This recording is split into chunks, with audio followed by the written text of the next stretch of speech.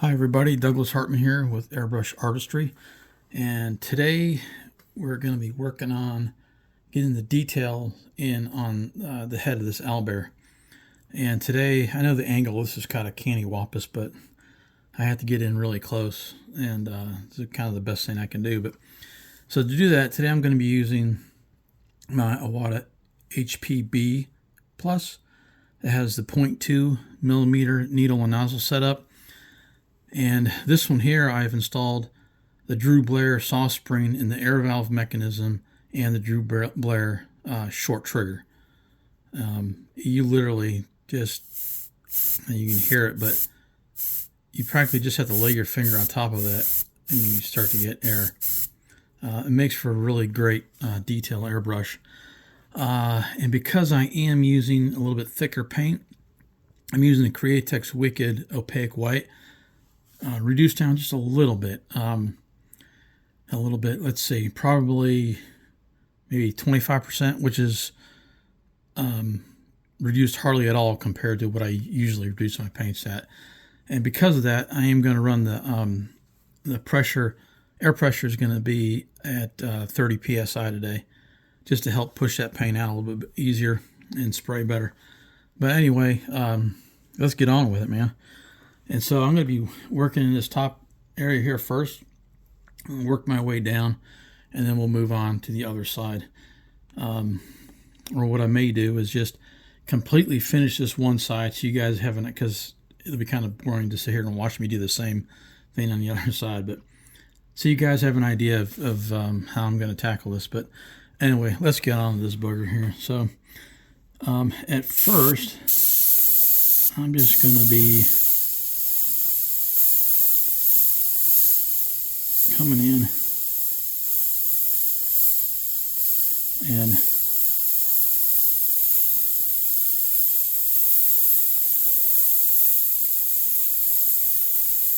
kind of working on this center line. I don't want it to look like he's got a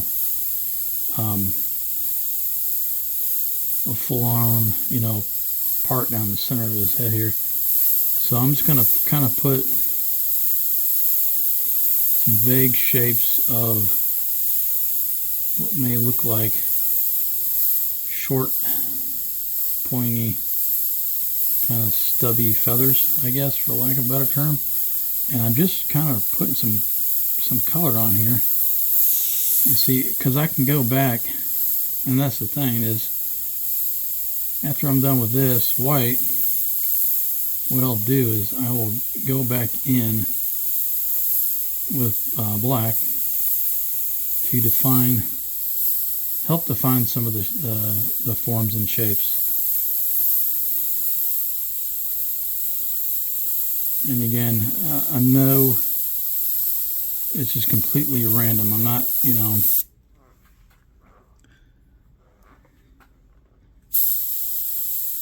there's no really rhyme or reason to it. Just kind of going in and laying some color in.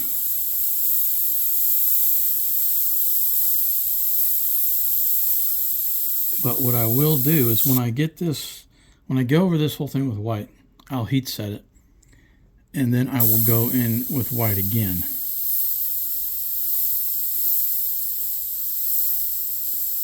And heat set that before I go in with my black. Now I can already tell with this smaller needle, I'm starting to get a little bit of tip dry going on here. And that's the thing, those of you who airbrush know that white is probably the worst. And you can see how well this is gonna, you can see how well it's gonna pick that up.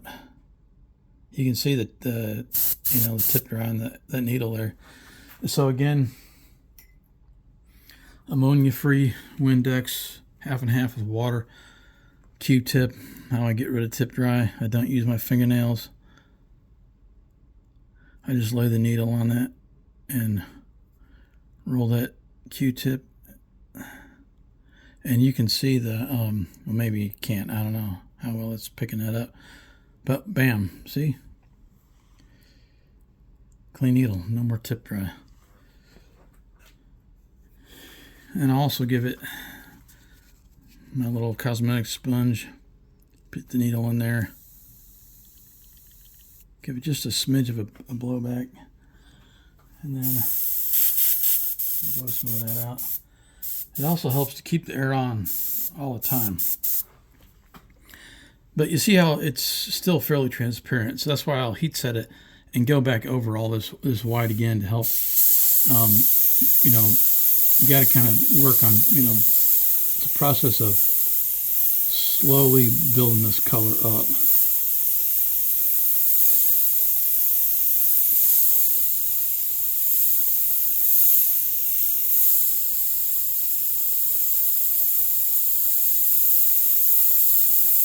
So now I'm going to go inside the forms here in these shapes and add white.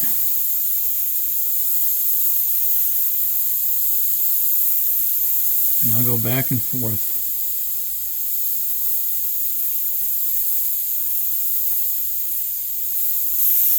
Can help build up the layers.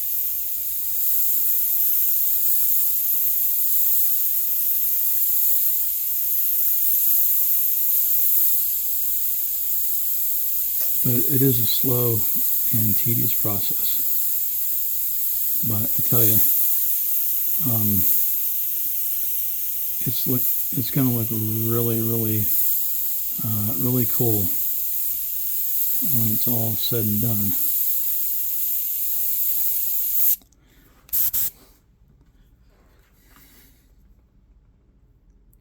And my friend's going to be ecstatic again. Tip dry, ba-dum.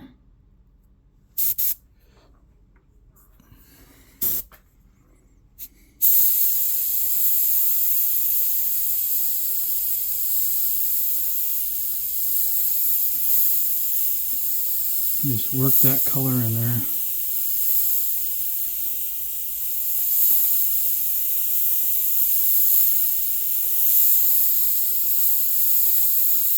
So I just have to leave the air on, and I'm just essentially just rocking my finger back and forth. Just kind of layering the color in there, a little bit at a time.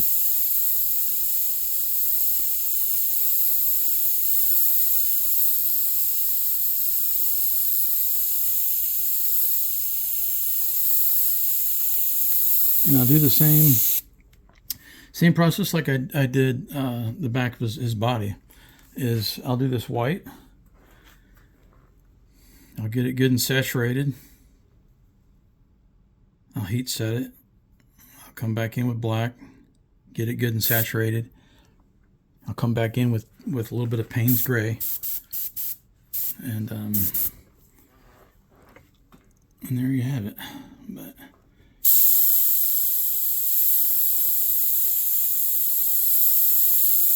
again, it just takes, don't rush. You know, that's the biggest sign is, you know, I first told my group of players, you know, those of you who watch the channel know that I play Dungeons and Dragons, and I told them I would do some t-shirts for them for Christmas. And the reality reality sets in, and so I got, you know, 5 players, and reality sets in, and it's like, you know what, there's a lot of days I'd come home from work, and it was just too hard for me to come home from work and kind of flip that switch of going from work, getting a shower, getting something to eat, and coming down here and painting. It was just either too tired or I just wasn't in the mood for it. And so I realized that there's no way I'm going to get, you know, 5, here's the thing, 5 quality shirts done for my players before Christmas. And that's the thing is, as an artist, never sacrifice the quality of your work. You know, if somebody wants something done really quickly, you know, the reality is it's going to have your name on your artwork. And somebody else may see your artwork that you told you would hurry up and get something done for somebody, and it's not the kind of work that you do. It's a lesser quality work. Somebody else may see it and not know that and think, well, this guy can't paint worth a crap. So as an artist, never sacrifice the quality of your work.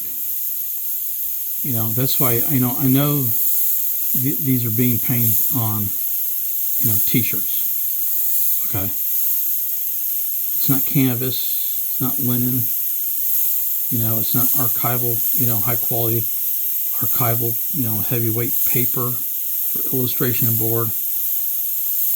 It's on a t-shirt that over time, as it gets washed and dried, even though I've heat set it, even though I'm going to put a top coat on it, they start to fade.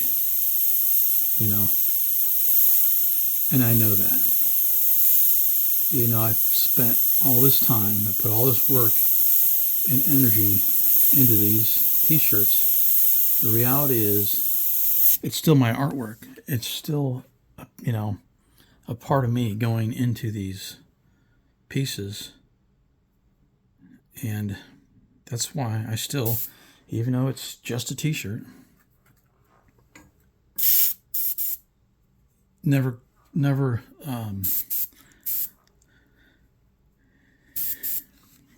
I don't compromise the quality of the work that I do. I don't care what I'm doing it on.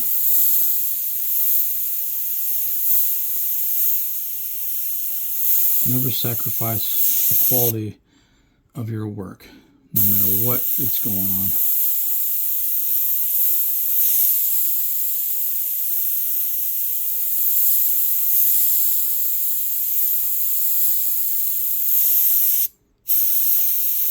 So again, I'm just slow process.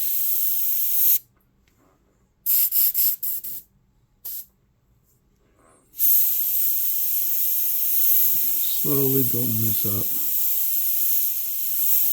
But here's the thing, what I did notice is the days I come home from work and it would be really hard to get started painting. I'd have to come down here and piddle around and stuff, and then I realized as an artist, though, it's like once I start painting, though, I get into it and it's easy. It's just getting that initial starting to paint that I was having difficulty with, and so yeah. But just sticking with it,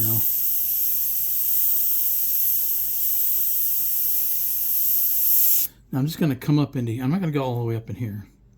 I'm going to come up in here, though, where I've got some overspray from the background colors on here. I want to take care of that.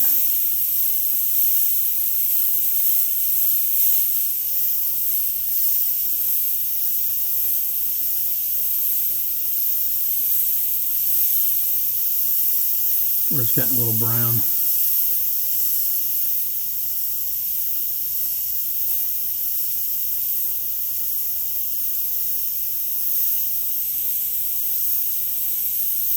Moss green overspray from the background on it.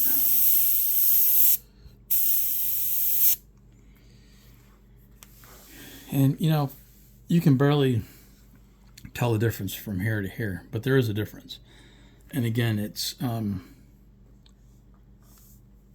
because I'm not using a big old honking 0.6 millimeter needle and nozzle setup.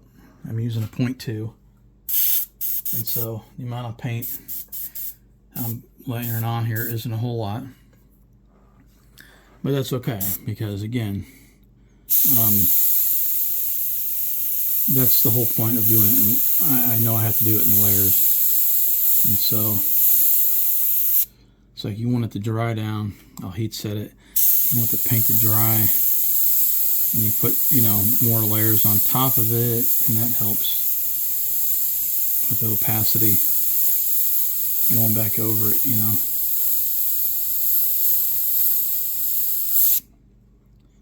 But all right, so now got that. So now I'm gonna come down and work in this area in here. So he's got this big old thing coming right here. So what I'll also do is underneath it in here, I'll put a lot of Payne's Gray.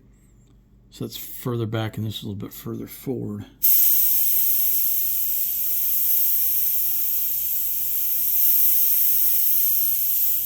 So the bigger feathers, I'm able to, you know, open that trigger up a little bit more.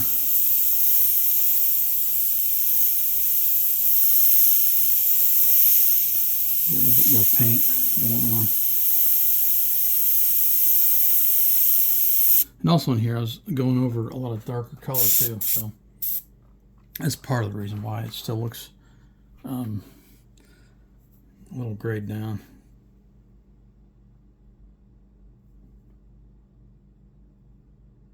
But once I get the very saturated black, it'll really kind of like his body. Once I got the went over the black with higher strength black, less reduced paint, really helped the white pop and look really good. So I know that the same thing will happen, will occur with this. Once I get this white on here, and once I go over the get some black in there, it's going to look really, really cool.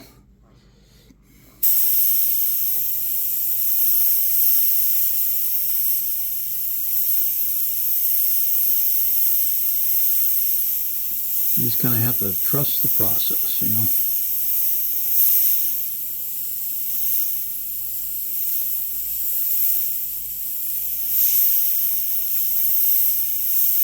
That's part of it.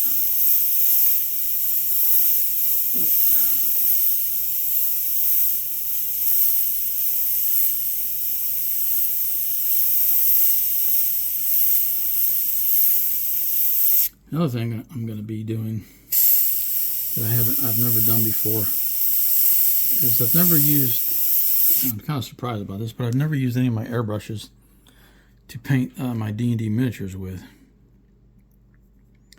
And our next gathering is going to be next, this is on a Sunday, a week from today.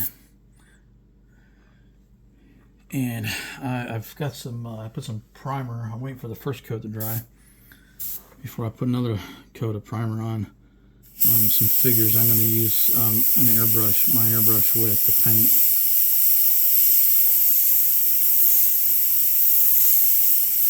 And that campaign's going pretty good. I'm running, it's the Eva Vecna, but it's a highly modified version of it. Extremely modified version of it, actually. I didn't like how and that's the good thing about those pre-made campaigns, though, is, you know, you can change them up as a DM. You can change them up to however you want. Adjust them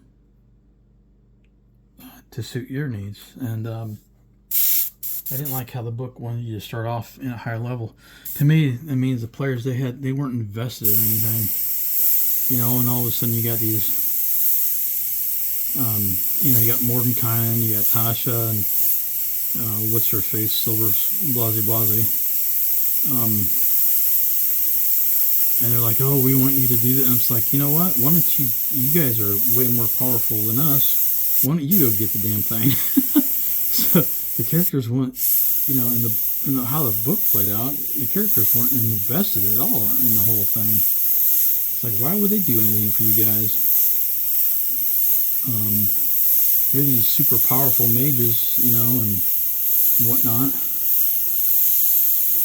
And so I completely took that whole storyline out of it and made everybody first level and recreated and you know, they don't even meet those guys. But I started on my first level, and it's fun when you guys start off at first level because it's a lot easier to well, play 5E or 5.5 or whatever you want to call it nowadays. I guess my biggest pet peeve with whole deaths, it's so harder. It's a lot harder for the characters to die. Not that it's not my job to try to kill everybody, but I remember when I was a kid and we played D&D back in in '56, and I used to play when I was in 5th and 6th grade. So that kind of gives you an idea. You know, it was so much easier to die, and how tense everything would be just on that one roll of that 20-sided die, you know. All right, so got that in. Again, you might not be able to even tell the difference between this side and that side, but it is in there. And what I may do,